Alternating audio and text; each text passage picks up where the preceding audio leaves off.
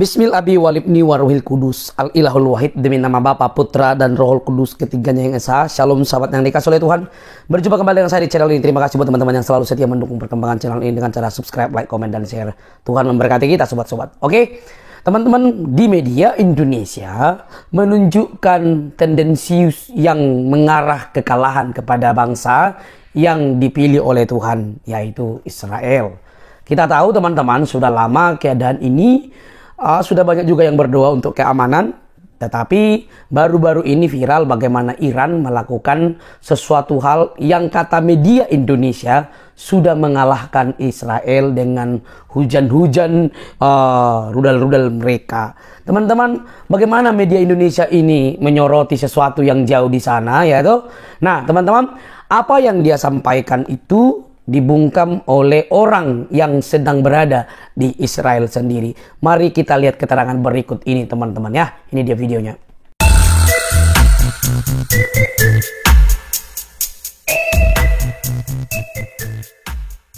Ya saudara, sekarang saya ada di Israel dan banyak yang bertanya tentang bagaimana kondisi Israel pasca serangan Iran semalam ya.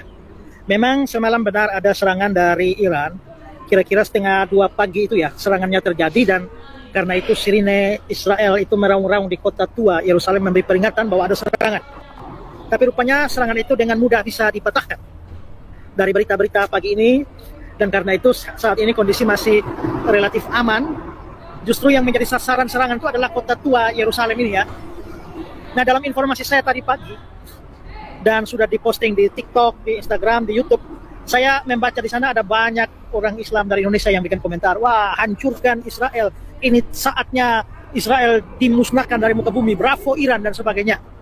Nah, ya sebenarnya lucu juga ya melihat bahwa sejumlah orang masih tetap melihat bahwa perang Israel dengan negara-negara lain adalah perang agama.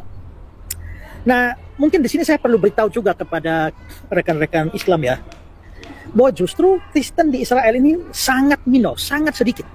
Paling banyak itu yang beragama Yahudi, disusul oleh orang Islam, agama Islam, dan kemudian baru Kristen dengan berbagai macam denominasinya. Tapi Islam, penduduk Israel itu cukup banyak yang Islam. Dan apakah mereka itu, sikap mereka terhadap serangan Iran ini ya? Saya tadi sempat berbicara dengan, ya di jalan saya coba-coba nanya beberapa orang Islam, bagaimana respon mereka, termasuk juga beberapa tour guide yang saya kenal di Israel ini, yang sekarang bersama dengan saya juga, Talib itu seorang Islam, juga beberapa yang lain saya coba hubungi, bagaimana respon mereka. Nah, justru Islam yang ada di Israel ini, mereka betul-betul mengecam Iran. Dan juga tadi pagi saya dengar berita juga, berita dari Yordania, ada wawancara dengan masyarakat Islam di Yordania, juga di Mesir, juga di Arab Saudi dan beberapa negara Arab lainnya. Itu mereka betul-betul mengutuk serangan Iran. Kenapa? Bukan karena mereka pro Israel, bukan. Ya, seandainya memang Iran sama Israel memang harus baku hajar sampai salah satu musnah, dan hanya itu urusan agama, urusan kebangsaan saja, maka nggak jadi soal. Masalahnya orang Islam yang dukung Iran untuk menghajar Israel ini, mereka tidak sadar bahwa justru Iran ini menargetkan kota tua Yerusalem. Kalau kota tua yang diserang, maka yang diserang itu justru adalah situs Islam yang paling sakral di Yerusalem ini, yaitu Masjid Al-Aqsa, Dome of the Rock. Kita tahu bahwa dulu disitulah Bait Allah, ya, Bait Allah Salomo didirikan di sana, di puncak Bukit Muria. Lalu Bait Allah kedua juga zaman Herodes didirikan di sana, tapi dihancurkan oleh orang Roma. Lalu belakangan dari pihak Islam, Umar bin Khattab itu datang dan dia membangun Masjid Al-Aqsa dan Dome of the Rock, dan ini menjadi tempat suci Islam, dan ini warisan Islam. Saudara lihat ya bahwa Israel itu, beberapa golongan ortodoks dari Israel itu memang berencana untuk membangun Bait Allah 3. Mereka berusaha untuk membangun Bait Allah 3 karena mereka percaya bahwa Bait Allah Mesias itu baru akan datang kalau Bait Allah 3 didirikan. Masalahnya mereka mau mendirikan Bait Allah itu di tempat di mana Bait Allah 1 dan 2. Persis tempatnya. Masalahnya ada masjid di atas, Al-Aqsa di atas, Dome of the Rock di atas. Karena itulah, maka itu masih menjadi kendala. Kalau sampai Israel atau orang Yahudi membongkar Dome of the Rock dan membangun di sana, itu menjadi memicu perang dunia. Karena warisan Islam yang sangat hebat di Yerusalem akan musnah. Nah, sekarang saudara pikir, Kalau sampai Iran serang dan dia menargetkan kota tua, begitu Iran membombardir rudalnya menghantam kota Yerusalem tua, maka kemungkinan besar justru Dome of the Rock itu akan hancur. Nah itu namanya merugikan Islam kan? Itulah sebabnya orang Islam di Israel, di Yordania, di Mesir, di Arab Saudi itu mewanti-wanti Iran supaya jangan sembarangan, karena justru ya mungkin secara kebangsaan bisa menghancurkan Israel, tapi secara agama itu menghancurkan satu warisan Islam yang terbesar. Ya bayangkan, Islam masjid itu dari tahun 700-an, dan itu menjadi bangunan tertua yang berdiri sampai hari ini, saudara. Bait Allah Salomo berdiri di tempat itu kira-kira 500 tahun. Bait Allah Herodes itu dari tahun 20 sebelum Masehi didirikan Raja Herodes Agung, hancur tahun 70. Jadi kira-kira 90 tahun saja. Tapi masjid ini, ya, masjid itu tuh dari tahun 700-an sampai sekarang masih ada dan dipelihara. Dan itu menjadi salah satu kebanggaan Islam. Tapi kalau Iran menyerangnya, Iran menghancurkan satu warisan Islam besar. Nah, makanya saya bilang, wah, ini teman-teman Islam dari Indonesia yang, oh, bravo Iran, hajar Israel, ya, sikat Israel, ratakan dengan tanah. Mereka tidak pakai otak. Kenapa? Karena kalau ratakan dengan tanah, termasuk masjid juga rata dengan tanah. Nah, gimana yuk? Ya, ini saya ada di Bukit Zaitun, yang berbatasan langsung ada lembah Kidron di bawah, dan di atas itu adalah kota tua, di mana itu juga ada Dome of the Rock itu ya. Mungkin sedikit kelihatan ya, itu Dome of the Rock-nya ya. Nah, saudara bisa lihat di sana. Nah, itu ada kubah emas yang nampak di sana, itu adalah Dome of the Rock. Dan kalau itu dihajar ya sudah habis semua itu. Jadi saya kira kalau orang benci Israel silakan, ya mau dukung Iran juga silakan, tapi resikonya yaitu Israel hancur. Seandainya demikian, maka rata dengan tanah seperti dikatakan teman-teman Islam di Indonesia, ratakan dengan tanah, maka termasuk Masjid Dome of the Rock, ratakan dengan tanah. Yang rugi siapa? Ya Israel rugi, tapi umat Islam juga rugi. Ya, itu kira-kira sedikit informasi untuk membuka wawasan kita ya, supaya jangan sembarang dukung. Ini urusan politik, bukan urusan agama. Tapi kalau kalian mau melibatkan urusan agama, maka sebenarnya warisan agama kalian yang terancam di sini, ya. Ada gereja di sini juga, ada gereja Makam Kudus yang penting juga ya. Tapi saya kira yang menjadi salah satu ikon kota Yerusalem tua ini adalah Masjid Dome of the Rock ini. Oke, dari Israel demikianlah informasinya. Nanti saya akan update informasi-informasi terkini dari Israel. Ya, berita di Konoha sudah kemana-mana. Israel hancur, Israel remuk, Israel babak belur, ya, dan beritanya sudah kemana-mana. Bahkan banyak juga yang yang bersukacita, berbahagia Israel itu hancur, ya. Dan memang itulah tujuan mereka itu, kerinduan hati mereka itu supaya Israel hancur. Tapi ya tadi kalau kita mendengarkan update dari Pak Pendeta Esra Soro, ini saya ambil dari TikTok beliau ya, ini langsung ya, ini ya Esra Soro ya. 3 jam lalu nih, baru diupdate 3 jam lalu. Justru beliau mengatakan ya saat ini ya kondisi Israel masih aman ya. Bahkan kita lihat mereka sedang berziarah ke sana, melihat makam-makam atau jejak-jejak Alkitab di sana. Mereka masih have fun saja, ya, masih santai-santai saja, bahkan masih bisa bikin video dan lain sebagainya. Ya, berarti berita yang mengatakan bahwa Israel sudah hancur, Israel sudah tidak berdaya dan lain sebagainya, ya itu menurut saya tidak benar ya. Bahkan sampai saat ini pun Israel belum terlalu menanggapi serangan Iran ya, karena memang semua serangan-serangan Iran ke Israel itu mampu diatasi ya oleh Israel dan sekutunya. Di sana ada Amerika, ada Inggris juga yang pasang badan untuk Israel. Dan menurut Netanyahu bahwa belum ada kerusakan yang berarti. Tapi justru berita yang saya dapat adalah Netanyahu justru semakin keras menghantam Hamas di Rafah. Ya, jadi dia tidak langsung membalas Iran, enggak. Walaupun yang menyerang Israel itu ada Iran, Irak ya, termasuk ya, ada Houthi, ada Houthi Yaman, ada Hizbullah, ya, bahkan ada juga Hamas. Jadi ini sekutu-sekutu Islam ini semua bersatu untuk memusnahkan Israel ya. Tapi mereka sudah mengkeroyok begitu rupa, Israel santai saja hadapinya kawan-kawan, ya. Santai saja hadapinya. Dan kemungkinan besar Israel akan membalas. Kalau Israel balas, ya target Israel itu jelas. Dalam informasi yang saya dapat ya, dalam berita-berita, Israel menargetkan fasilitas nuklir Iran. Dan Anda tahu kawan-kawan, kalau fasilitas itu ya kena dihajar Israel, saya nggak tahu dampak apa yang akan terjadi bagi Iran sendiri dan bahkan bagi dunia. Makanya kita berdoa semoga Israel tidak membalasnya, tapi rasa-rasanya tidak mungkin ya. Pasti Israel akan menghajar. Tergantung serangan Iran sejauh mana. Apakah serangan Iran akan berarti bagi kerusakan Israel atau tidak berarti? Kalau tidak berarti, mungkin Israel tidak akan terlalu pusing dengan Iran. Karena Israel juga sebenarnya sedang masih pikir panjang gitu, masih pikir panjang akan kehancuran yang terjadi kalau Israel menyerang balik. Ya, jadi tergantung kalau serangan Iran ya hanya sekedar drone-drone kecil ya, dan tidak mengakibatkan korban jiwa dan lain sebagainya, tidak mengakibatkan kerusakan, ya saya rasa Israel tidak akan melakukan serangan balik ya. Itu sih menurut saya. Tapi kalau itu sudah terjadi kerusakan yang dahsyat, wah itu saya yakin Israel tidak bisa bersabar lagi. Saat ini Israel masih bersabar loh kawan-kawan. Ya, bahkan menurut Pak Pendeta tadi saya juga setuju ya.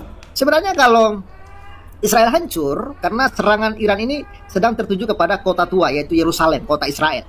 Ini yang ternyata di situ ada Masjid Al-Aqsa itu ya, Dome of the Rock itu kawan-kawan.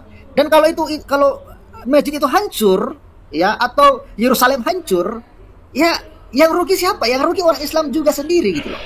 Orang Islam sendiri juga, tapi sebenarnya Iran juga sebenarnya mereka tidak terlalu pusing ya dengan situs-situs bersejarah itu. Ya karena kita lihatlah ya bagaimana mereka menghancurkan, karena ya itu dianggap sebagai berhala dan lain sebagainya kawan-kawan ya. Tapi kawan-kawan, umat Islam seluruh dunia yang saat ini sedang katanya kita berjuang untuk menyelamatkan Al-Aqsa, ya mereka akan menangis nanti ya, kalau itu hancur. Dan bisa saja kawan-kawan, bisa saja Israel sengaja membiarkan itu hancur nanti. Ingat ya, bisa saja Israel sengaja membiarkan ya Dome of the Rock itu, membiarkan Masjid Al-Aqsa itu dihancurkan oleh Iran. Karena apa tujuan Israel? Kalau itu dihancurkan oleh Iran, Israel tidak bersalah dong. Setelah Iran menghancurkan itu, maka akan dengan mudah Israel akan membangun bait sucinya di sana. Nah, kenal lu. Ya, jadi saya lihat Israel sepertinya tidak terlalu pusing ya. Sejak tadi berita saya baca, Israel tidak terlalu gerasa gerusuk. Ya, cuman tadi pernyataan Netanyahu dalam tweetnya dia mengatakan Israel akan menang. Israel pasti menang. Tapi tidak ada pernyataan dia akan kapan akan melakukan serangan balik. Mungkin menunggu. Dan mungkin harapan Israel juga, ya udah kalian hancurin aja Yerusalem, gak apa-apa ya. Hancurin aja itu Masjid Al-Aqsa, hancurin saja itu ya Dome of the Rock itu, hancurkan saja ya kan. Karena memang Israel punya tujuan ya, di sana Israel akan membangun yang namanya Bait Allah itu kawan-kawan. Ini sih analisa saya ya.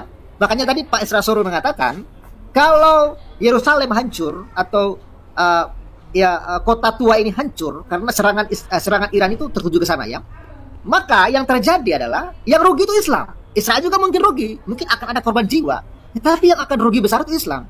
Karena situs yang dianggap suci, bahkan kesuciannya itu sama dengan Ka'bah, ya bahkan dulu katanya sebelum Ka'bah yang menjadi pusat kiblat orang Islam, dulu pusat kiblatnya itu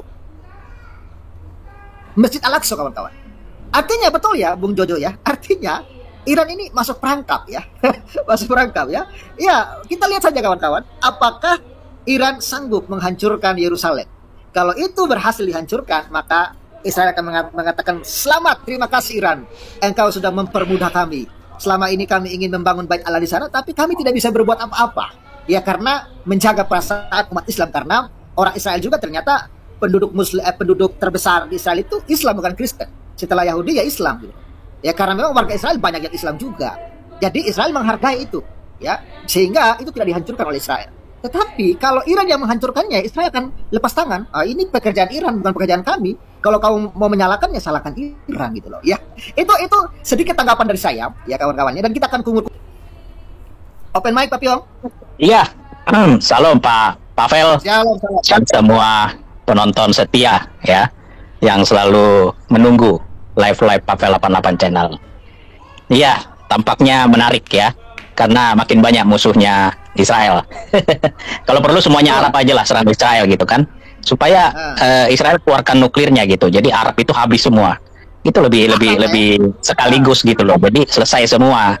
Tapi Israel mungkin masih jaga-jaga ya, karena bagaimanapun itu kan ada saling menguntungkan mereka ya, perdagangan. Apalagi sudah ada yang kerjasama toh, yang Yordan ya atau Kuwait yang sudah kerjasama dengan Israel.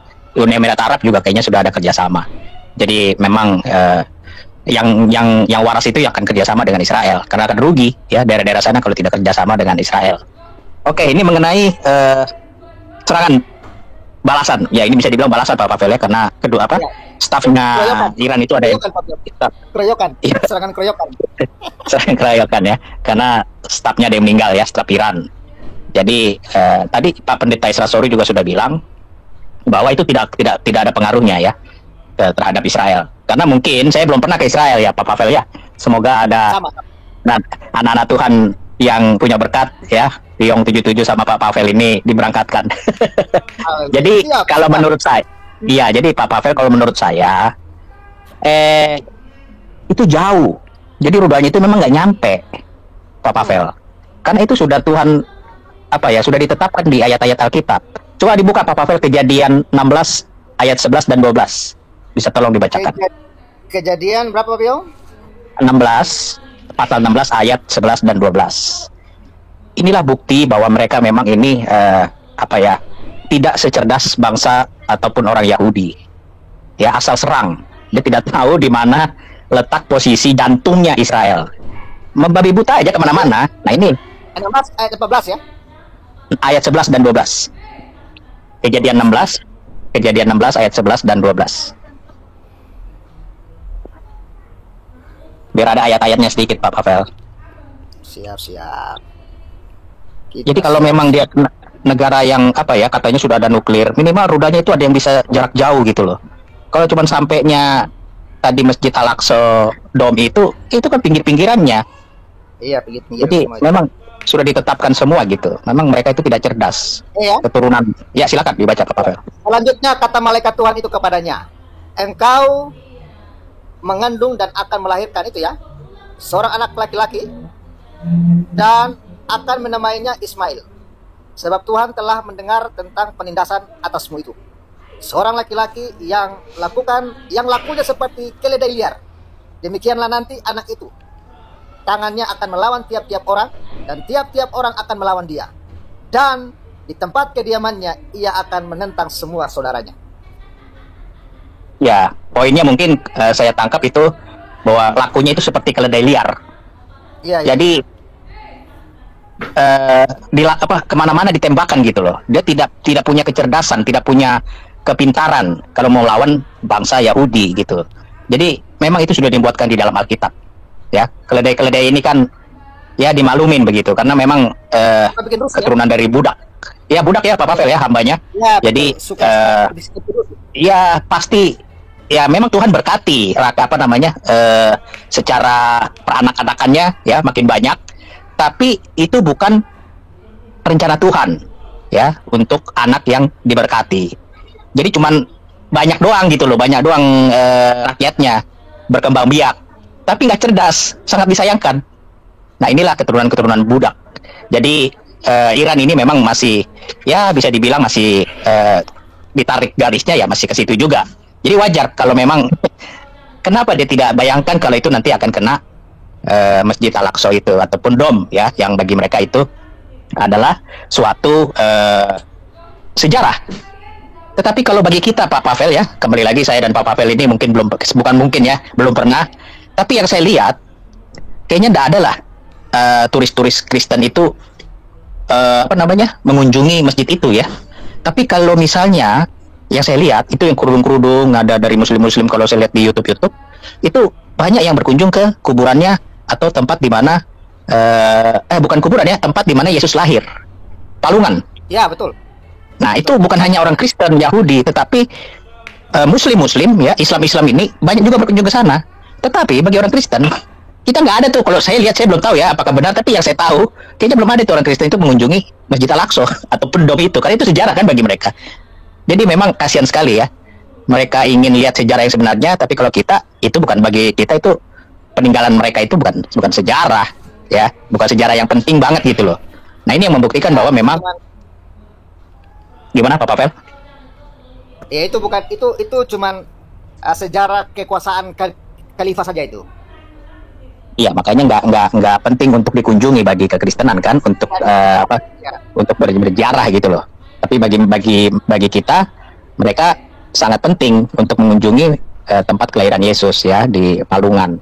Karena saya lihat itu banyak yang jilbabannya juga yang dari India itu pada mengunjungi itu.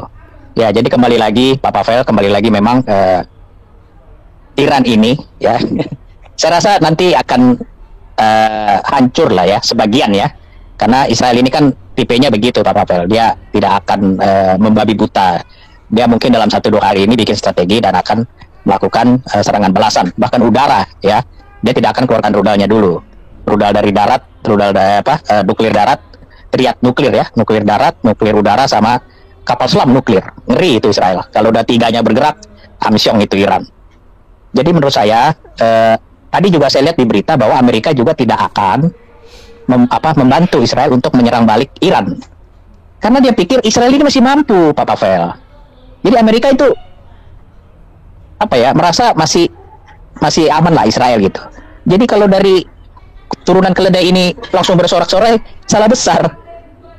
Dari zaman babi belum dilahirkan sampai sekarang babi berkembang biak, ya itu Israel nggak akan mundur 1 langkah pun atau menyerahkan wilayahnya 1 langkah pun. Yang ada dicaplok. Yang saya takutkan nanti ada wilayah Iran dicaplok. Gaza sudah dicaplok. Rafah lagi nanti sebentar lagi akan dikuasai. Jadi siapa yang bermain-main ya, berlomba-lomba dengan Israel, bermain-main tak umpet dengan Israel, akan rugi.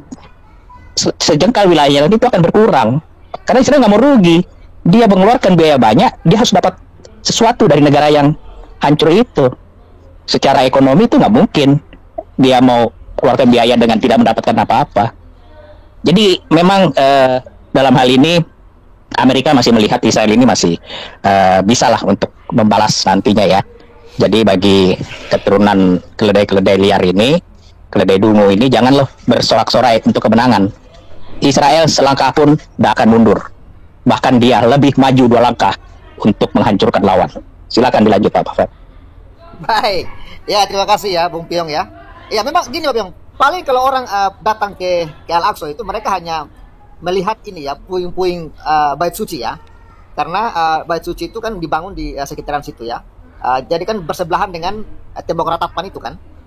Kalau saya tidak salah ya, kalau saya baca di internet itu Al-Aqsa itu kan bersebelahan langsung dengan tembok ratapan itu ya. Nah, nanti coba kita dengar Batu Selumbar. Sepertinya Batu Selumbar ini pernah ke Israel nih, kalau saya mengamati ini dulu ya, sepertinya pernah. Nggak, maksud saya begini Pak Papel, kita tidak pernah memasuki masjid itu gitu loh. Mau di sampingnya ratapan kayak mau apa, kita nggak pernah masukin gitu.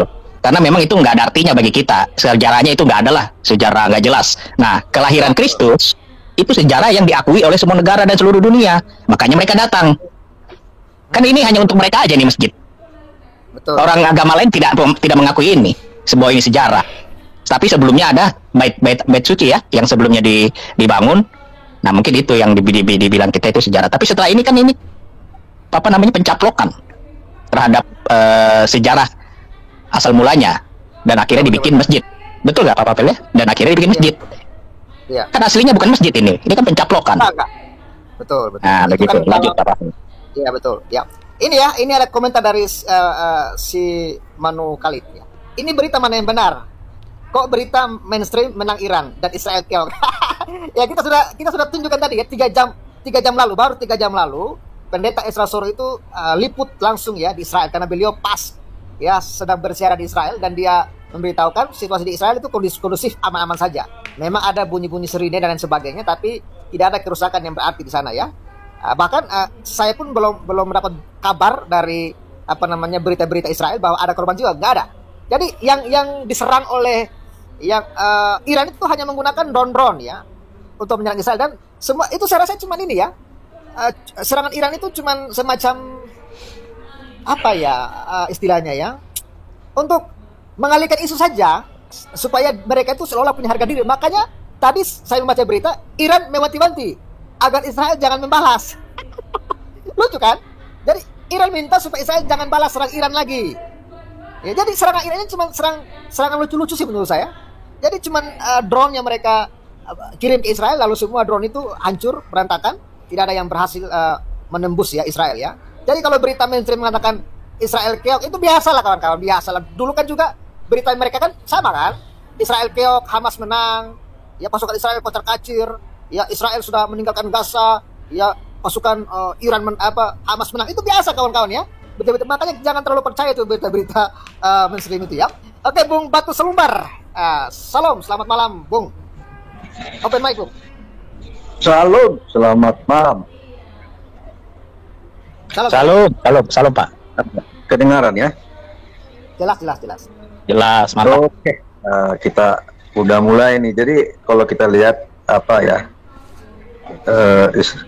Iran ini sudah memulai. Tapi kalau kita lihat berita yang sebenarnya, baik dari fakta Israel, karena fakta Israel Moneker juga langsung memberitakan dari sana ya, untuk referensi bagi kita yang mana yang benar. Tapi memang diserang. Tapi kalau bagi saya melihatnya ini seperti kayak mercon aja gitulah kan, biasa. Kayak mereka malah nonton kayak mercon gitu loh. Malah mereka lihat gitu loh. Jadi seolah-olah kayak kembang api juer gitu kan. Itu kalau kita lihat. Tapi kalau berita di sini memang ya luar biasa ya, begitulah ya. Kalau mereka yang nyerang dianggapnya itu wow gitu kan, luar biasa hebat, ini beritanya udah hancur. Nah itulah. Nah yang jadi persoalan, kalau mereka menyerang harusnya harus berani, istilahnya bertanggung jawab. Kalau diserang balik kan itu persoalannya. Nanti begitu diserang balik ada yang korban. Nah yang salah Zionis lagi, Israel lagi yang salah nanti. Jadi setiap mereka menyerang dianggapnya mereka menang, apalagi ada korban, wah luar biasa, dipuja-puji kan. Tapi begitu dibalas, nah Israel lagi yang melanggar kemanusiaan dan membunuh orang tidak bersalah. Nah ini yang selalu propaganda yang kita lihat selama ini ya. Ya termasuk seharusnya ya, kalau dalam hal seperti ini ya bangsa kita nggak usah lah ikut campur ya kan. Karena selama ini selalu dibawa-bawa agama, itu yang menjadi problem sebenarnya. Jadi padahal tapi memang kalau dari pihak sebelah selalu doktrinnya ya perang antar agama gitu kan. Padahal di satu sisi Israel itu mempertahankan diri, membela bangsanya dan dirinya sendiri. Mana ada selama ini Israel memulai, selalu dari dulu, dari tahun 48, tahun sebelumnya itu yang memulai siapa sih? Tapi begitu dibalas, nah yang rugi dan yang korban nggak seimbang, tapi selalu menyalahkan bangsa Israel. Padahal yang jelas itu ya sampai sekarang kita boleh dibuktikan lah bahwa firman Tuhan itu nggak bisa dipungkiri. Yang melawan Israel ya sama dengan melawan Tuhan. Jadi sampai kapan lah sadar ya kalau kita lihat ini situasi seperti ini. Ya saya juga berharap ya kita nggak inginkan sih seperti ini sebenarnya. Kalau kita ya secara ini anak-anak Tuhan kita nggak maunya sih damai, tentram. Itu sebenarnya yang harapan kita. Ya tapi apa yang terjadi seperti ini ya mungkin ya kalau dari segi pandangan apa sih ya istilahnya ya mungkin dunia ini sudah mulai tua gitulah istilah.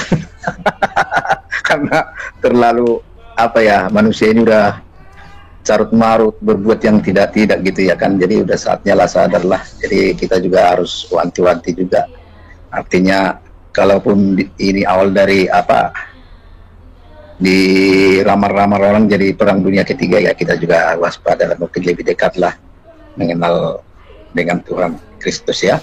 Jadi harapan kita sebenarnya ya, saya bilang kita tidak menginginkan hal-hal seperti ini, bukan seperti di pihak sana langsung bangga ini. Kalau kita enggak pernah berpikir bahwa ayo teruskan, ayo hajar, enggak. Maunya kita damai. Oke, dilanjut Pak Bel. Betul, kita sih berharap damai ya. Tapi ya yang membuat tidak damai mereka sendiri Pak ya. Karena memang niat mereka itu, tujuan mereka itu Israel harus musnah Pak. Jadi mau bagaimanapun kedamaian tidak akan terjadi karena pihak Islam ini maunya supaya Israel itu hancur. Bahkan Israel itu musnah dari muka bumi. Jadi untuk menciptakan kedamaian ini ya susah gitu. Dan Israel juga kan tidak mungkin berdiam diri, ya udah kalian hancur aja kami gitu kan. Ya jelas mereka akan membela dirinya gitu kan. Iya, tapi saya berharap sih damai, tapi ya gimana lagi ya. Bahkan Iran baru serang pakai drone aja para kadrun sudah pada kelonjatan. Ya, pada happy kan? Pada bahagia. Padahal serangan Iran itu nggak ada apa-apanya. Itu ditanggapi santai sama si Netanyahu ya, santai sekali loh. Bahkan Netanyahu justru sedang fokus, bahkan serangan ke Hamas lebih kencang lagi di tengah-tengah gempuran yang dilakukan oleh Iran ya. Begitu kawan-kawan ya. Oke, Bung Manipiro. Wah, jumpa lagi kita ini. Salam waras. Ya, salam waras. Minal aidin wal faizin. Selamat Ramadan kawan-kawan. Kok Ramadan udah lewat lah bro. Ini udah lebaran bro. Makanya minal aidin wal faizin bro. Nggak apa-apa kan ya. Ya. Waduh, ini Bro Papel bakalan jadi malam panjang nih malam hari ini, seru banget nih temanya ya. Bisa sampai jam 12.14 nih bro. Apalagi bawah kayaknya ada Bro Raja Uti ya. Bener, udah masuk. Belum datang dia. Oh, Bro Rocky belum datang. Bu ya, analisanya yang selalu tajam dan terpercaya gitu ya. Oh, Bro Rocky ada di bawah saya rupanya ya. Oke, nanti kita siap juga ngobrol-ngobrol lah tentang aksi serangan Iran ke Israel ini. Sayang sekali hanya gertak sambal ya Bro Papel. Kayak kemarin saya ngomong gertak sambal, sayang sambelnya itu kurang pedes gitu. Ya gertak sambal aja. Hanya 300 berapa? 330 kalau nggak salah itu. Ya, serangan drone dari Iran. Drone bukan rudal, cuma drone. Ya, iya drone, rudal dari drone, misil dari drone lah maksudnya. Dan itu dilakukan. Padahal Iran ini punya senjata misil-misil yang luar biasa loh katanya Bro Papel. Ada yang namanya Haibar loh, bro. Ada itu misil Israel yang punya kecepatan hipersonik Bro Papel. Namanya Haibar, persis kayak nama perang itu kan. Perang yang pas zaman nabinya itu ya. Itu punya daya jelajah sampai 2000 km bro. Sedangkan jarak antara Iran sama Israel itu hanya 1500. Bukan hanya ya, sebenarnya itu sudah cukup jauh sekali ya, karena harus melewati Syria, Irak, ya, Yordania juga gitu kan. Dan itu jaraknya mencapai 1500. Tapi dia punya misil yang pernah diuji cobakan kalau nggak salah 10 bulan yang lalu ya, kayaknya belum setahun diuji cobakan sama Iran, itu bisa menempuh jarak sekitar 2000 km bro Pavel. Dan kecepatannya itu bisa mencapai 1500 km per jam. Gila nggak? Saya pikir mau pakai itu bro. Ya, saya pikir Iran mau pakai misil-misil yang jadi andalan dia ketika sudah diuji cobakan, dan katanya berhasil. Tapi ternyata cuma pakai drone gitu loh. Kayak mainan anak-anak yang mainan drone gitu loh ya. Nggak, inilah kayaknya nggak seru lah. Saya pikir juga ternyata cuma gertak sambal. Begitu ini habis nyerang kayak begitu, kayak biasanya kan hit and run, terus ngancem-ngancem lagi, bilang kalau misalkan Israel mau balas lagi ke Iran, dia bakal melakukan pembalasan lagi yang lebih besar, lebih parah lagi katanya kan. Ya biasa, padahal yang dilakukan sama Iran menyerang Israel ini kan sepertinya tidak membuahkan hasil apapun ya, karena 99% itu udah berhasil diintercept sama Israel kan, artinya rudal mereka gagal mencapai sasaran gitu. Dan ada yang nyasar ke Irak bro. Rudalnya nyasar ke Irak misilnya gitu ya, karena diintercept sama Iron Dome-nya Israel gitu ya. Dan itulah yang terjadi sekarang. Peperangan sepertinya bakal berhenti sampai di sini aja bro, jadi kurang seru ya. Kita sih bukannya mengharapkan, kita sih bukan mengharapkan peperangan ini terjadi gitu ya. Kita sih juga nggak pengen lah ada peperangan, apalagi kalau ini eskalasinya bisa mencapai ke tingkat perang dunia ketiga gitu loh ya, karena banyak dikhawatirkan begitu. Orang-orang juga banyak yang mengkhawatirkan itu karena melibatkan beberapa negara-negara sekutunya Amerika ya, NATO kayak UK, terus kemudian Jerman, dan lagi mana lah ya. Dan ini Israel kan sekutu dekatnya Amerika, dan siap Amerika mendukung di belakang Israel. Hanya saja kata Joe Biden itu, kalau seandainya ini Iran melakukan aksi balasan ke Israel, terus Israel mau melakukan kembali balasan ke Iran, dia bilang sih katanya nggak mendukung gitu. Ya nggak mendukungnya kalau sampai Israel kembali melakukan balasan ke Iran, ini akan benar-benar memicu perang yang lebih dahsyat lagi katanya gitu kan. Makanya Biden katanya nggak mendukung kalau seandainya Israel melakukan aksi balasan kembali. Tapi kalau membackup kalau membackup dari belakang, kalau misalkan ada apa-apa sama Israel, mereka siap membackup seperti halnya sekutu Amerika yang tergabung dalam NATO gitu ya. Tapi kalau misalkan ini terjadi, maka Iran juga di belakangnya ada Cina sama Rusia gitu loh. Nah inilah yang akhirnya dikhawatirkan oleh para pengamat, yang akan menjadi menjadi dampaknya lebih besar lagi, eskalasinya akan menjadi menakutkan gitu loh ya. Bayangin aja kita baru serangan antara Iran sama Israel ini hanya sebatas perang drone kayak begitu aja, orang udah pada ngeri gitu kan, ngeri sedep gitu ya. Apalagi kalau sampai perang nuklir. Gak bisa dibayangin, yang belum pada kawin buru-buru deh cepet kawin. Itu dulu bro, ke Bro Rocky sekarang ya, silakan. Baik, thank you Bung Andi Piro. Bung Rocky, salam kubur-kubur Bung Rocky. Open mic Bung Rocky, salam pentol kuah. Oh gitu. Shalom, selamat malam. Salam kemarin teman-teman yang di live chat, di like ya TikTok lu ya, di follow. Ya. Sama juga Bung Rocky, TikTok Piong @77 ya. Minta di siap. Cuman nih teman-teman punya TikTok pengen diikutin, tapi diikutin lari-lari terus. biar bisa live. Biar bisa live ya. Piong F77. Terima kasih. Apa nih nama TikToknya nih dua teman kita nih, Bro Rocky sama Bro Piong. Rocky Gemblung. Oh sama Rocky Gemblung. Ya, follow juga Pavel 88 kemarin sudah. Oh iya, Pavel juga punya ya. Ya, sudah tembus 28.000. Ya, sudah tembus 28.000 gara-gara live Israel. Akhirnya saya dihapus permanen sama siap. saya lagi buat lagi nih. Sip. Lagi buat baru. Oke, Bro. Ya. Oke, silakan Bang Rocky. Gini ya, kalau analisis aku, ini Iran masuk jebakan Israel. Dia masuk jebakan karena apa? Israel dan dunia tahu bahwa Iran itulah yang selama ini membiayai, mendukung senjata maupun dana kepada kelompok-kelompok teroris. Hanya untuk nyerang langsung ke jantungnya Iran, secara etika politik, mungkin inilah yang akan menimbulkan masalah ya. Jadi ketika Israel kemarin ngebom konsulat yang di Suriah itu, membunuh jenderal-jenderalnya Iran, itu mancing supaya Iran itu mau melakukan serangan gitu loh. Karena kenapa selama ini Iran tidak berani berhadapan langsung dengan Israel? Karena dia juga tahu kalau perang total berhadapan dengan Israel mereka akan kalah. Mereka hitung-hitungannya juga tahu secara militer, walaupun secara jumlah katanya mereka lebih besar ya. Tetapi secara kualitas, ini masalah kualitas kan, mereka akan kalah. Buktinya ya berapa kali reaktor nuklirnya Iran dibom sama pesawat Israel, mereka juga nggak berani nyerang kan? Nggak berani balas. Berapa jenderalnya udah dibunuh, bahkan dibunuh di Teheran itu direktur program nuklirnya Iran dibunuh oleh agen-agen Mossad kan di jantungnya Iran sendiri. Tapi Iran nggak berani, cuman keluar akan menyerang. Jenderalnya pengawal revolusi juga gitu dibunuhin, akan balas dendam kan gitu kan. Nah Israel terus mancing supaya kuncinya ya, kalau terjadi perang total antara Israel dengan Iran, maka kelompok-kelompok kurcaci teroris ini, Hamas, Hizbullah, kemudian Yaman itu, ya, ketika nanti Iran hancur, maka kelompok-kelompok ini, kurcaci ini, itu akan hancur juga. Kalau Israel duluan nyerang Iran langsung total, maka Israel akan dikucilkan dunia, akan dikecam. Nah inilah terpancing ketika Iran mulai nyerang Israel kan, ngebom segala macam. Pertanyaan saya gini, kemana si Markonah nih kan? Si Markonah Rasudi itu diam aja dia kan? Si Markonah. Iya, nanti giliran Israel nyerang, ini Markonah teriak-teriak lagi kayak Mak Tarwiyah. Jadi ketika misalnya dalam keadaan apapun itu, aku tuh sering masih aku selalu masih Jadi nanti kalau Israel balik nyerang, membalas, Markonah Rasudi ini pasti ribut lagi nih.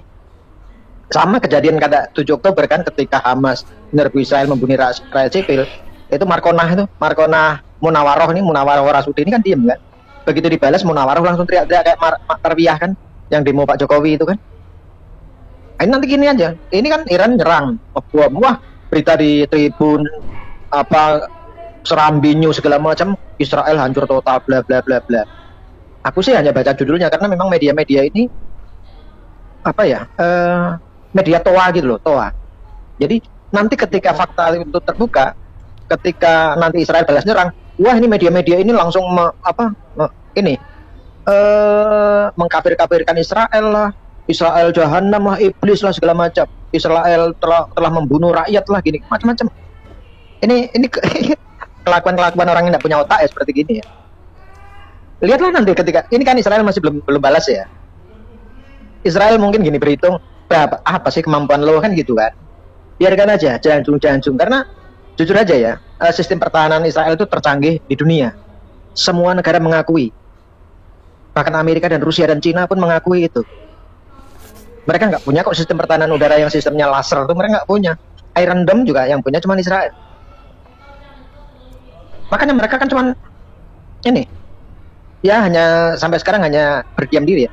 Nah ketika nanti Iran makin membabi buta, maka ada alasan bagi negara NATO, ya, Amerika, Inggris, CS akan menyerbu Iran karena sejarah sudah menyatakan ketika Iran berperang dengan Irak, maka Iran kan membabi buta itu nyerangin kapal-kapal niaga di Selat Hormuz kan, nggak peduli itu kapal sipil, pokoknya ditembakin, mereka membabi buta.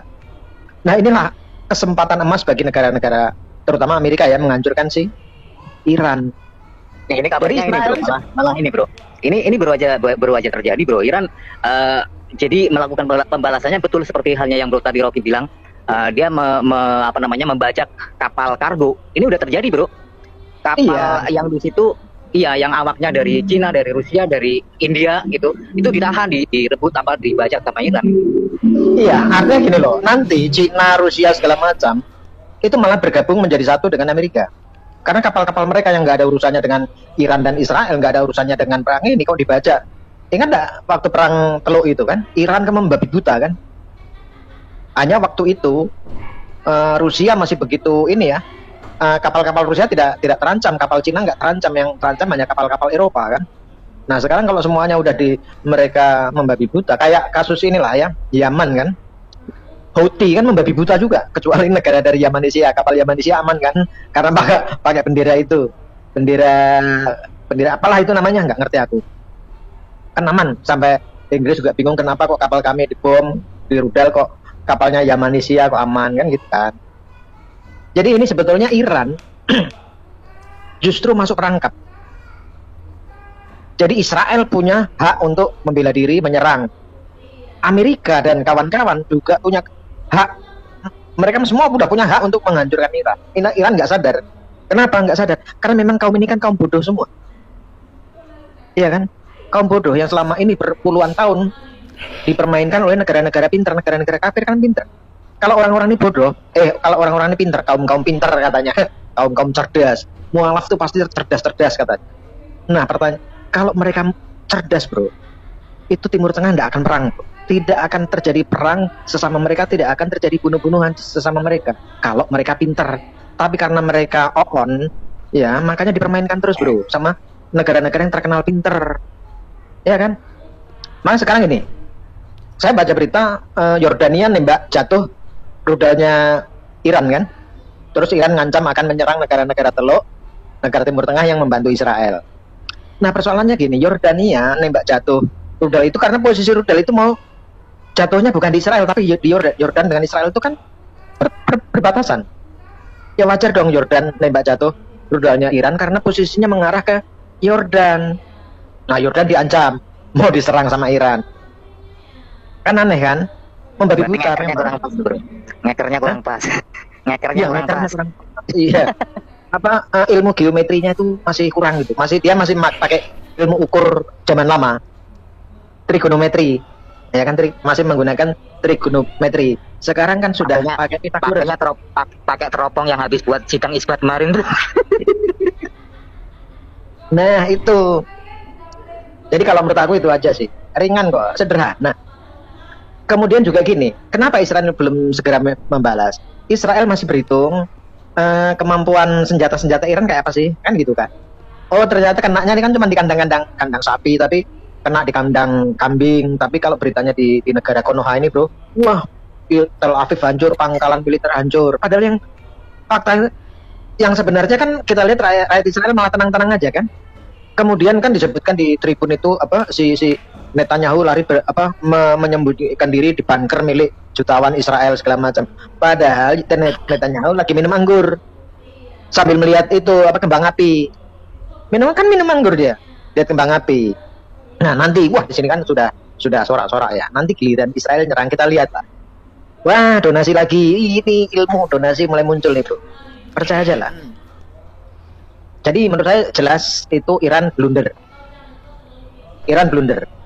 Sementara Israel punya hak menyerang Iran, dan ketika Iran hancur maka ini gerombolan yang selama ini dibiayai oleh Iran akan melemah sendiri bro. Iran kan memang sengaja majukan orang-orang ini bro, kayak Hamas, Hizbullah kan mereka goblok-goblok bro, disuruh-suruh mau bro, ya suruh pokoknya dijanjikan bom, mati syahid lah pokoknya masuk surga, mereka mau bro. Ya kalau perlu anakmu suruh maju, suamimu, istrimu udah maju mati syahid masuk surga. Nah, sementara jujur aja Iran itu kan muslimnya kan beda dengan Muslim Arab Saudi. Iran tidak, setahu saya Islam Iran itu tidak berkiblat ke Ka'bah. Maka mereka tidak pernah berhubungan mesra dengan Arab Saudi. Tapi mereka juga pinter, ini orang-orang goblok ini dimainkan terus, bro. Was, dimingi-mingi surga, maju, kasih duit. Kan kasih duit, bro. Kamu punya senjata enggak? Oh, nanti aku kasih senjata, kirim senjata. Mati-matilah kau, kan gitu. Israel melihat itu. Kalau sumber pasokannya enggak dihajar, bro, maka ini rakyat-rakyat yang goblok-goblok yang tidak bersalah ini jadi korban terus. Nah, bagaimana caranya Israel bisa menghantam Iran? Caranya gimana? Kalau Israel yang duluan menghantam, maka dunia termasuk Markonah, Orasudi itu akan teriak lebih kencang, bro. Kalau Israel yang duluan. Karena komandan Markonah ini kan luar biasa mulutnya kan, sama dengan Mak Tarwiyah kan. Nah, ketika Iran nyerang duluan, bro, kepancing dia nyerang Israel, maka Israel punya hak membela diri. Dan ketika Israel menyerang, maka negara-negara tidak akan bisa berbicara banyak, mengecam Israel. Nggak bisa, yang nyerang siapa duluan kan gitu kan. Nah, kalau kejadian Suriah kemarin, konsulat Israel tidak menyerang Iran, Israel menyerang Suriah. Karena jujur aja, Suriah ini kan sudah nggak ada, bisa dibilang bukan negara lagi. Suriah bukan negara, tidak ada kedaulatan di situ. Yang berkuasa di situ adalah para kelompok-kelompok teroris yang punya afiliasi masing-masing. Jadi Israel tidak menyerang secara politik ya. Israel tidak menyerang Iran loh, cuman menyerang satu gedung yang ada di Damaskus kan, kalau nggak salah gitu kan. Nah, di Damaskus, Suriah. Nah, kepancinglah Iran ini nyerang Israel, gitu loh, bro. Cerdas nggak aku, bro? Cerdas. Kafir, bro, kafir. Tapi ingat ya, bro ya. Tadi saya ibadah sore ya. Pendeta itu khotbah tentang Yesaya 43 ayat 1 dan 4 sampai 4, bro. Bagaimana di situ Allah menyatakan di Yesaya 43 ayat 1 sampai 4 itu, Dia akan melindungi Israel walaupun dan orang-orang Israel itu mereka berjalan melalui sungai, laut, darat, aku akan melindungimu, itu janjiku. Itu di Yesaya, bro. Aku tadi waktu khotbah, memang di gereja ya, pendeta itu kan kalau khotbah itu kan tidak langsung kayak mereka ya, vulgar maki-maki. Kalau pendeta itu kan berbicara lewat firman kan. Nah, kita sebagai audiens, sebagai jemaat, saya waktu tadi itu saya berpikir, kok ini mirip seperti yang berita tadi pagi yang tiba-tiba Israel dibombardir oleh Iran. Kan itu, bro. Jadi kita berpikir, oh ternyata sudah ada nubuatan. Apapun yang terjadi dikatakan, aku akan melindungimu. Kalaupun kalian berjalan lewat sungai, lewat laut, lewat darat, aku melindungimu. Itu Yesaya 43 ayat 1 sampai 4. Waduh, keren, bro. Keren. Baik. Gitu, bro. Thank you, Bung Rocky, untuk penguatannya, Bung Rocky. Ya, kita lanjut. Bung Raja Uti. Ya, masih ada kawan-kawan yang lain juga. Nanti bersabar ya kawan-kawan ya. Silakan Bung Raja Uti. Ya, shalom. Salam waras, selamat malam. Selamat hari Minggu juga. Salam. Iya, ini menarik ya perkembangan ini sebenarnya, Bung Pavel. Jadi akan banyak perubahan nanti, bukan hanya di tataran militer, tapi juga konstelasi politik, terutama di PBB. Nah, ini nanti yang kita menariknya di sini. Nah, kalau kita lihat, sekarang semua negara-negara Muslim menyalahkan Israel karena menyerang kedubes Iran yang ada di Suriah. Tapi jangan lupa, nanti coba kalau Bung Pavel mau browsing ya, dari Google, serangan terhadap kedubes Israel di Buenos Aires tahun 1992, itu dilakukan oleh Iran dengan proksi ya kelompok terornya yang ada di Amerika Latin. Dan itu sudah dibuktikan bahwa itu Iran ada di belakang itu. Jadi sebenarnya menyerang kedubes suatu negara ataupun fasilitas diplomatik itu yang pertama kali melakukan itu adalah Iran sendiri, bukan Israel. Jadi itu bisa ada buktinya gitu. Nah, kemudian mengenai perang ini, nah ini dia menariknya. Selama ini kan agak sulit bagi Israel dan negara-negara NATO atau negara Barat itu untuk menyerang Iran. Kenapa? Iran selalu tangannya bersih ya dalam kegiatan-kegiatan teror di seluruh dunia, karena dia menggunakan kekuatan-kekuatan militer ataupun proksi-proksi yang dia bangun, baik pelatihan militer maupun persenjataan yang digunakan oleh proksi-proksi ini semua datangnya dari Iran. Nah, sulit kan menghadapi musuh yang katakanlah dia bersembunyi, tapi aksi teror Iran ini memang nyata, itu mempengaruhi semua semua musuh-musuh Iran yang dia pengen serang tapi nggak bisa balas. Kenapa? Begitu nanti dibalas kan, akhirnya yang ada adalah penyerangan terhadap suatu negara yang berdaulat seperti Iran ini. Nah, hari ini sekitar 300, bahkan ada yang bilang 400, ada yang bilang 500, itu rudal, drone diluncurkan. Bukan hanya dari Iran, dari Hezbollah, dari Houthi, dan juga dari beberapa kelompok yang ada di Irak gitu ya. Tujuan mereka secara strategis begini, mereka akan menyibukkan Iron Dome ataupun pertahanan udara Israel. Nah, kemudian nanti mereka akan menyerang dengan rudal. Pertama drone dulu, drone itu paling gampang ya. Jadi drone Iran itu adalah drone bunuh diri. Jadi drone yang tidak perlu dikendalikan dengan radio atau GPS yang canggih seperti milik Barat, tapi dia itu digunakan hanya untuk membawa hulu ledak kira-kira 50 kg lah satu drone. Nah, ini akan digunakan untuk menghabiskan apa? Menghabiskan stok rudal Iron Dome-nya Israel maupun pertahanan udaranya Israel. Itu strategi yang mereka akan lakukan. Kemudian nanti ketika mereka berpikir itu sudah habis, mereka akan meluncurkan rudal-rudal yang lebih canggih. Kalau kita lihat rudalnya Iran, paling canggih apa sih? Paling Fajar kan, Fajar, Grad gitu ya. Kelas-kelas yang seperti itu yang tidak terlalu akurat ya.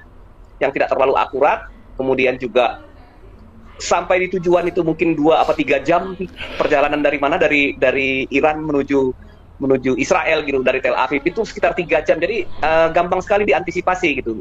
Dengan menggunakan rudal udara ke udara dari pesawat tempur juga bisa dijatuhkan. Nah, hal yang tidak diantisipasi Iran mungkin, ternyata Amerika dan Inggris sudah siap. Bahkan Yordania sudah siap untuk menjatuhkan drone maupun rudal yang dikirim dari Iran. Terutama Yordania ini agak unik. Kenapa dia harus membantu Israel?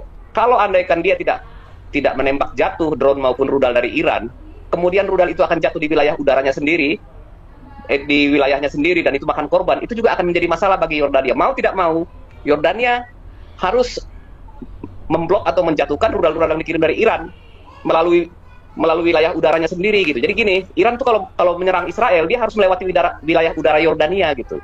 Nah, sekarang Iran mengancam Yordania kalau memberikan ruang udaranya kepada Israel atau kepada negara-negara Barat untuk menyerang Iran, dia akan menyerang Yordania. Tapi jangan salah, Yordania itu juga salah satu sekutunya Amerika. Dia beli persenjataan sekarang itu di Yordania itu adalah dari Amerika. Bahkan ya dia punya kaitan juga dengan NATO, punya perjanjian kalau misalkan Yordania diserang, maka NATO akan turun gitu. Nah, jadi ini semua ini sebetulnya kalau dilihat, di satu sisi Iran butuh pengakuan dari para sekutunya dan dari ya kelompok inilah dunia Islam yang ada di Timur Tengah bahwa dia punya kekuatan militer, dia menyerang dengan 300 sampai 500-an rudal dan drone, tapi yang terjadi adalah korbannya hanya satu anak perempuan yang luka di Israel. Itu pun warga negara biasa, anak perempuan ini tidak meninggal, luka saja, dan itu pun keturunan Arab yang notabene orang Islam juga kan gitu kan. Itu pun bukan orang Yahudi. Iya, Coba lihat ya. Christian Prince hari ini. Tadi Christian Prince saya nonton dari live-nya tadi pagi, live-nya Christian Prince. Dan itu orang Arab dan orang Islam sendiri gitu. Nah, kan jadi lucu ya. Orang Yahudi darahnya tidak bisa dia tumpahkan, bahkan yang jadi cedera nggak meninggal sih, yang anak-anak perempuan ini. Nah, hanya itu yang terhitung sebagai korban. Nah, kemudian ya saya lihat di Israel itu ada yang menyerukan takbir segala macam gitu. Artinya apa? Rakyat Israel sendiri yang pro Hamas kan masih banyak. Mereka senang negaranya tempat dia berlindung itu diserang gitu. Jadi mereka ini memang orang yang tidak objektif. Masih betul yang tadi kata bro yang sebelumnya, ini demi kepentingan agama gitu, padahal ini bukan, ini kepentingan geopolitik. Nah, kalau kita lihat nanti ke depannya bagaimana, kemungkinan pembalasan dari Israel itu ada macam-macam. Bisa jadi dia menyerang sendiri, bisa jadi Amerika, karena Amerika apa? Amerika juga sudah punya ruang untuk menyerang balik Iran, sorry. Kenapa ya? Karena 3 warga negara Amerika, tentara sukarelanya dia itu di awal-awal perang itu jadi korban, diserang oleh milisi yang dibina oleh Iran, oleh proksinya Iran. Jadi sekarang ini bagi dunia internasional yang mau menyerang Iran, inilah kesempatan yang terbuka gitu. Selama ini kan nggak bisa gitu. Jadi betul kata Bung Rocky atau Bung Wani Piro tadi bahwa bisa jadi Israel berhasil memancing Iran untuk keluar untuk diserang gitu. Jadi yang jelas pasti serangannya bukan kacang-kacangan kayak yang dilakukan terhadap Israel kemarin yang cuma mencederai satu anak perempuan orang sipil biasa. Mungkin juga bisa jadi ya, satu yang paling rentan itu di Iran adalah fasilitas pembangkit listriknya. Kalau itu diserang, ya seluruh Iran total mati, nggak akan ada listrik. Kedua ya, pembangkit nuklirnya dia. Kemudian yang ketiga adalah markas-markas itu pasukan garda revolusi Iran itu. Jadi ini sangat banyak dan sulit bagi Iran untuk melindungi wilayah area negaranya yang begitu luas gitu. Kemungkinan serangan bisa saja di mana saja dan oleh siapa saja. Yang jelas pasti Inggris, Amerika, dan Israel. lebih dari cukup itu, karena ini perangnya nggak akan ada perang darat di sini kelihatannya. Kelihatannya ini akan adu serangan udara. Ya jauh. Kalaupun Rusia terlibat, saya kira kalau Rusia terlibat pun dia sekarang kan secara anggaran dia terganggu juga. Kenapa? Karena yang di Ukraina itu sampai sekarang kan belum selesai. Udah rugi sebenarnya proyeknya Rusia untuk menaklukkan Ukraina itu. Jadi kita lihat apakah nanti Iran akan betul-betul bisa dibantu oleh Korea Utara dan Cina maupun Rusia. Sementara Cina sendiri masih punya kepentingan ekonomi yang cukup banyak dengan Amerika. Jadi dia juga harus hati-hati juga ketika mau melibatkan diri dalam perang ini. Mungkin saya bukan orang yang terlalu ini ya, Bro Pavel. Akan mudah sekali kita akan mengatakan bahwa ini akan jadi perang dunia ketiga. Ya, sampai level tertentu ya perang besar. Tetapi kalau dikatakan untuk perang dunia ketiga agak sedikit ini ya, agak sedikit sulit gitu. Kenapa? Karena ada kepentingan ekonomi di belakangnya, Bro. Gitu. Oke, silakan dilanjutkan. Ya, luar biasa. Terima kasih untuk paparannya, Bung Raja Uti ya. Dan kita lanjut dulu ya. Silakan Pak Tua, Yesaya. Iya, salam. Ya, sudah jelas nampaknya ya, Bro. Ya, tapi kalau saya katakan Iran on the track the game. Ya kan gitu. Iran sedang dalam apa? Dalam gamenya. Ya, memang benar kata Bung Luki tadi. Itu sudah jelas lah. Memang ya salah satunya itu ya mati ikan karena umpan, Bro. Nah, itulah sebab orang bodoh ini dia tidak tahu percaturan, dia tidak tahu main catur sebenarnya, Bro. Nah, jadi inilah caturan Israel untuk mendebusi bagaimana untuk menyerang Iran itu kan gitu. Ya perlu juga bukti, bukan membabi buta. Jadi babi buta saja sudah salah kan, Bro, apalagi membabi buta kan gitu. Nah, itu yang dinyatakan memang ini adalah itulah saya katakan Iran on the track game, Bro. Ya, itu saja, Bro. Saya pun tidak banyak komen ya begitu. Teman-teman sudah bagi komen yang sangat baik dari tadi, Bro. God bless you, Bro. Ya, Mas Rangkap ini ya.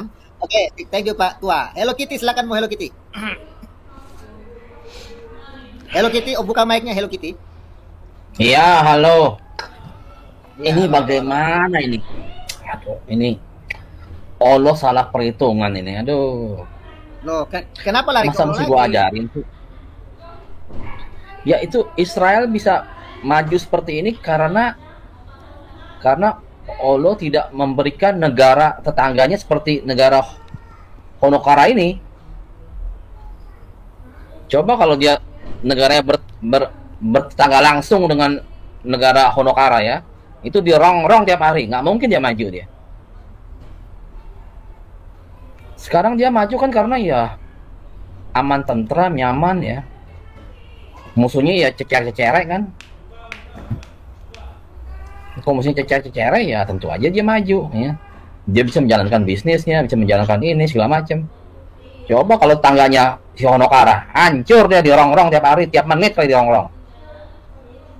Nggak bakal dia bergerak dia. Tiap hari ngurusin si ini aja kan. Nah ini Allah ini kurang perhitungan ini. Entah siapa penasehatnya siapa saya nggak tahu nih. Sontoloyo ya.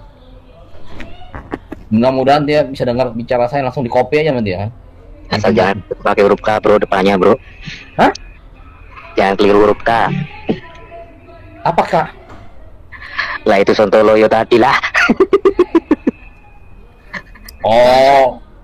Jangan-jangan lagi sakit, Bro. Butuh dijenguk kali. Iya sakit kan, sakit nggak? Mas sakitnya udah 60 tahun 70 tahun kan dia kan maha kuasa, gampang aja. Negara Honokara ini pindah kan. Namanya orang sakit kan bisa ya, sembuh sakit aja kan bisa berulang-ulang. Iya, kalau memang ini kan tinggal pindahin sebelah langsung kan, sebelahan kan. Kayak musuhnya si Hamas ya sama si Israel ya, si hidung bengkok ya, tentu aja itu bukan musuh sepadan kan.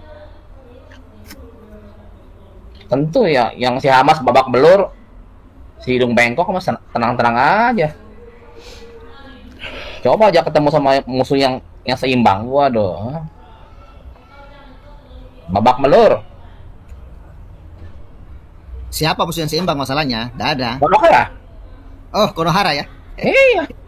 Konohara itu siapa sih? Honokara mah bukan jadi korban, malah jadi free tiket gratis ke surga kan. Makin semangat ya. Yang satu ngitungin korban, yang satu ngitungin ini kan. Gratis ketemu bidadari, hancur kan.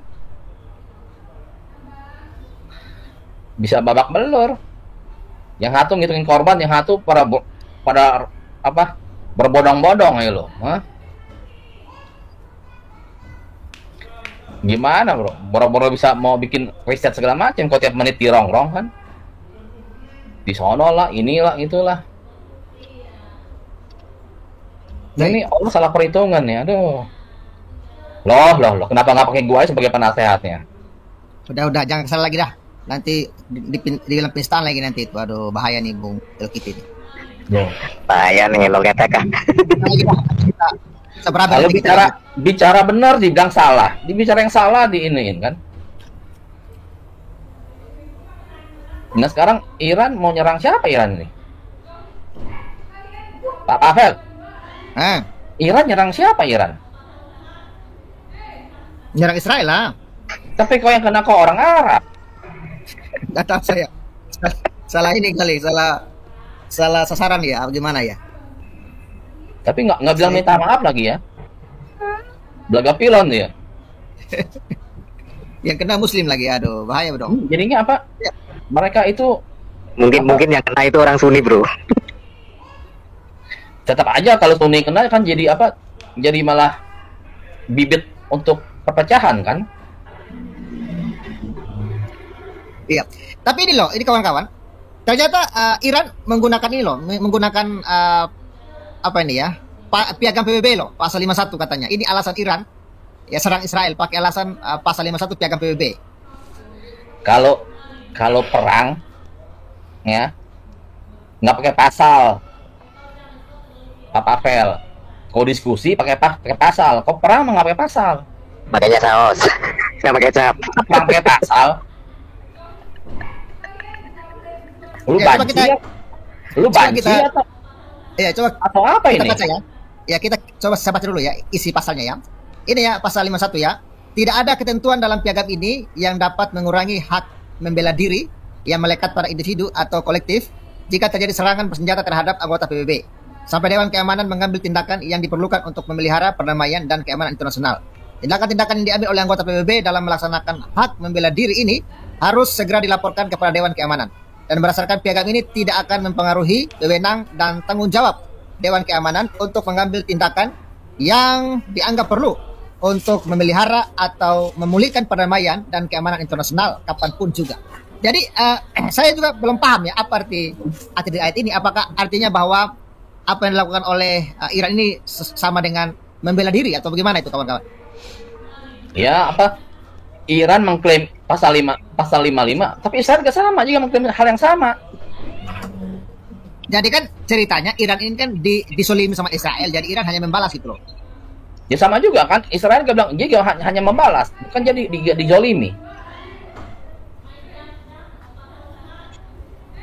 Kalau perang mah udah nggak usah pakai cerita ABC. Gebuk-gebukan aja dulu, entah yang menang baru yang menguasai, yang kalah diem. Itu aja kok perang mah. Apalagi kalau pakai pasal penistaan. Masa pakai acara perang, pakai acara ini, pakai acara dalil-dalilan. Kalau perang mah yang ada cuma satu dari dua ini. Terbunuh atau dibunuh. Kalah atau menang, itu aja. Atau dua-duanya kapok. Nah, itu bisa juga seri tuh ya, 0-0 dah. Babak belur dua-duanya. Nggak ada cara bilang lu nyambit duluan bagaimana. Itu berarti remis bro. Lagi diskusi namanya lu kan, karena lu kan duluan kan, itu namanya diskusi. Kalau perang mah nggak ada begitu, gebuk-gebukan, bunuh-bunuhan.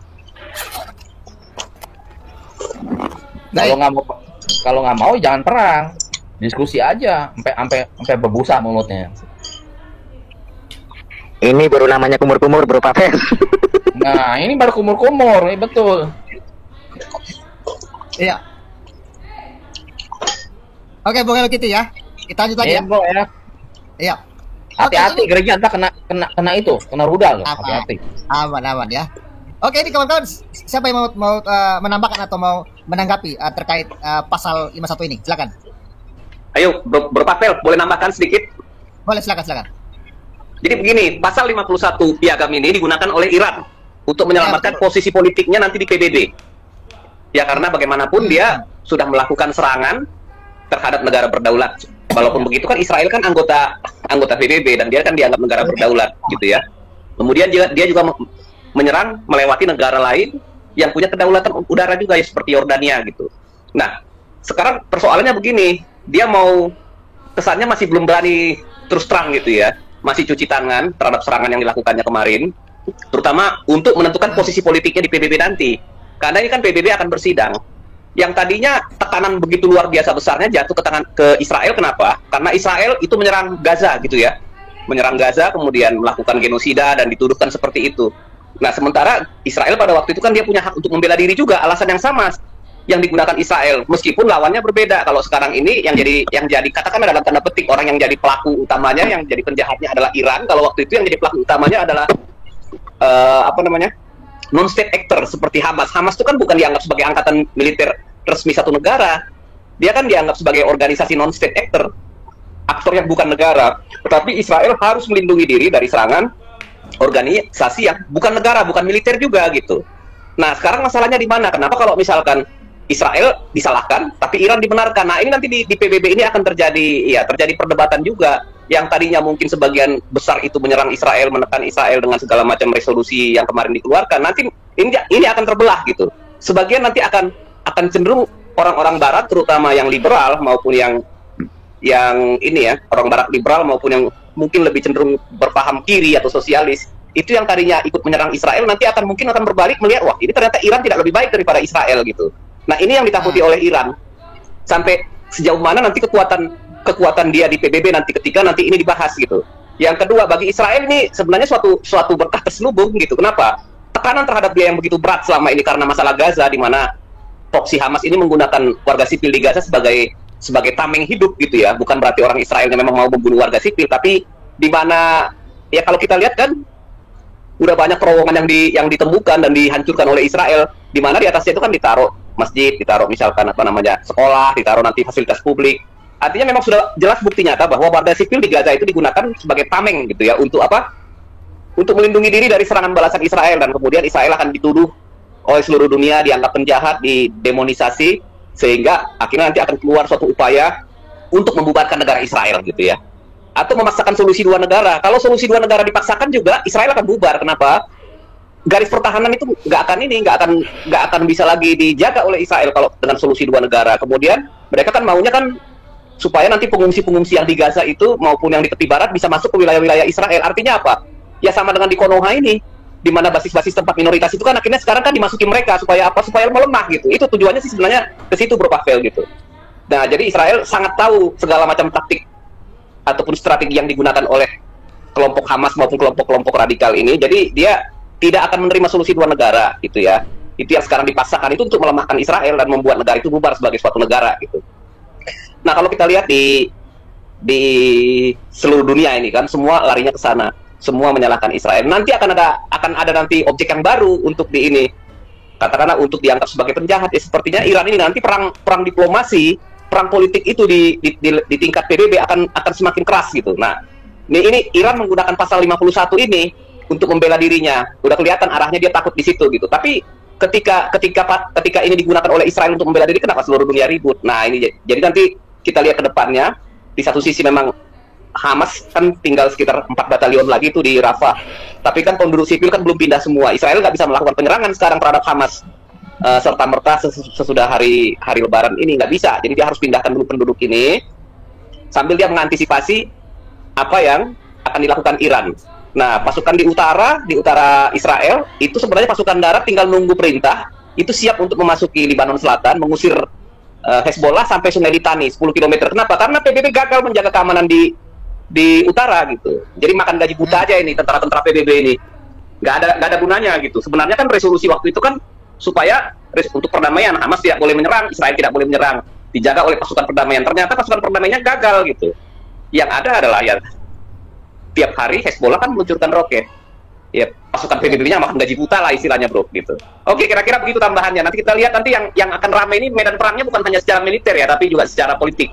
Gitu aja kira-kira, Bro Pavel. Silakan dilanjutkan. Baik. Terima kasih untuk pencerahannya, Bung Rajauti. Ya. Bung Piong atau siapa Bung Piong? Ya, mungkin sedikit aja. Jadi memang perang di Timur Tengah ini ya bisa dibilang dari dulu sampai sekarang ya membosankan ya. Ya bisa dibilang inilah salah satu laga Tuhan terbesar di dunia.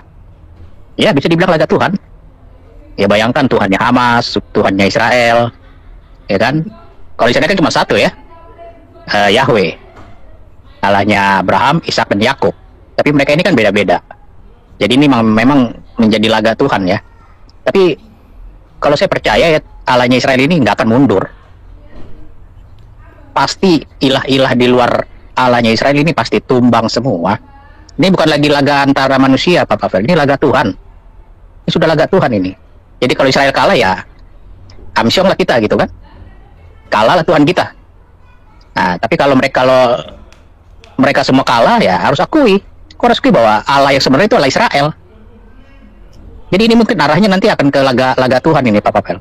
AC Milan sama Barcelona. Iya, mengenai PBB, ini strategi Pak Pavel.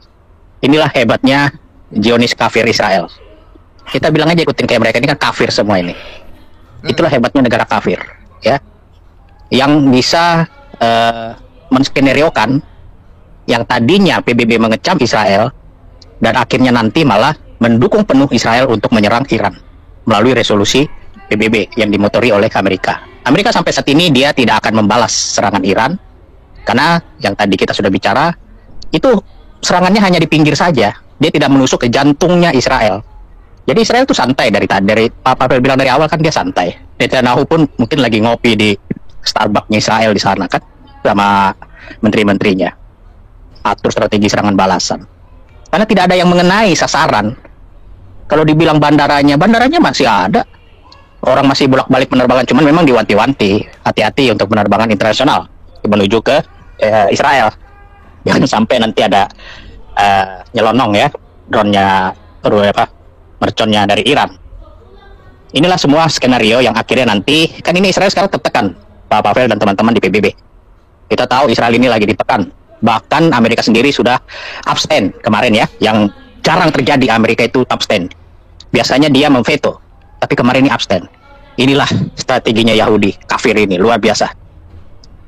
Bisa memancing Iran untuk keluar dari sarangnya, menyerang. Dan Israel bilang, PBB, tolong dong bantuin ini, bagaimana bisa menyelesaikan serangan Iran ini. Israel melibatkan PBB langsung. Israel melibatkan PBB. Ini bukti bahwa inilah kecanggihan otak-otak Yahudi. Harusnya nggak usah dia panggil PBB. Masa Israel nggak bisa selesaikan itu? Tapi dia ingin payungnya ini jelas. PBB memayungi dia. Sehingga balasannya itu adalah balasan yang sah di mata internasional. Jadi kembali lagi, ini adalah momen di mana kebangkitan Israel ini akan berlipat-lipat. Karena lawannya sekarang bukan hanya Hamas, ya, bukan hanya Lebanon, tapi Iran. Jadi kalau nanti menang semua, kemenangan sejati, itulah kemenangan dari Allahnya Israel, Abraham, Ishak, dan Yakub. Jadi laga Tuhan nanti, saya berani pur ya, kalau bola saya pur 1. Israel, Allahnya Israel menang telak. Oke. Baik teman-teman yang dikasih oleh Tuhan, kita sudah mendengar keterangan daripada Pendeta Ezra Soru, karena beliau berada di lokasi di mana media Indonesia sorot itu, teman-teman ya. Menurut pengakuan Pendeta Ezra Soru, ya benar ada serangan-serangan, tapi dilakukan malam hari. Namun nampaknya apa yang dibangun atau dinarasikan di Indonesia melalui media-media Indonesia itu sungguh tidak benar seperti itu ya.